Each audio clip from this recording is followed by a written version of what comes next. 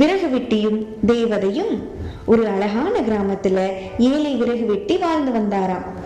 அவரு விறகு வெட்ட காட்டுக்குள்ள போனாராம்.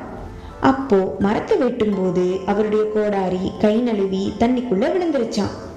அதை பார்த்த உடனே அந்த விறகு வெட்டி அங்கேயே உட்கார்ந்து அழுதாராம். அப்போ தண்ணிக்குள்ள இருந்து ஒரு தேவதை வெளியே வந்துச்சான். ஏன் அழறன்னு கேட்டுச்சான். அப்போ அந்த விறகு வெட்டி என்னுடைய கோடாரி தண்ணிக்குள்ள விழுந்துருச்சு அப்படின்னு சொன்னாராம்.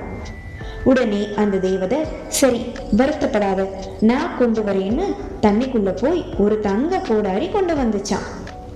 ஆனா அந்த விறகு வெட்டி இது என்னுடைய கோடாரி இல்லைன்னு சொன்னாராம்.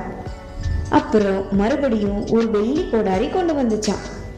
இதுவும் என்னுடைய கோடாரி இல்லைன்னு சொன்னாராம். அப்புறம் மறுபடியும் அவரோட இரும்பு கோடாரி கொண்டு வந்துச்சான். இதுதான் என்னுடையது, இதுதான் என்னுடையதுன்னு ரொம்ப சந்தோஷப்பட்டாராம். உடனே அந்த தேவதை நீ ரொம்ப நேர்மையானவன், உன்னுடைய நேர்மைக்கு பரிசா இந்த 3 கோடாரியும் நான் உனக்கு கொடுக்கிறேன்னு சொன்னிச்சான்.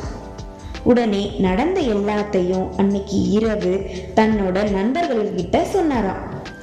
அப்போ அந்த கூட்டத்துல பேராசை கொண்ட நண்பன் ஒருத்தன் இருந்தானா. அவன் அந்த இடத்துக்கு போய் அவனுடைய இரும்பு கோடாரிய தண்ணிக்குள்ள வீசினானா. உடனே அந்த தேவதை தண்ணிக்குள்ள இருந்து ஒரு தங்க கோடாரியோட வெளியே வந்துச்சான். அவன் இதுதான் என் கோடாரின்னு சொன்னானா. அதை பார்த்த அந்த தேவதை அவன் பொய் சொல்கிறான் அப்படிங்கிறத கண்டுபிடிச்சு அவன் மேல கோபப்பட்டுச்சான். உடனே தேவதை அந்த இடத்தை விட்டு மறைஞ்சிருச்சான். பேராசைக்காரன் தன்னுடைய இரும்பு கோடாரியையும் இழந்து விட்டான்.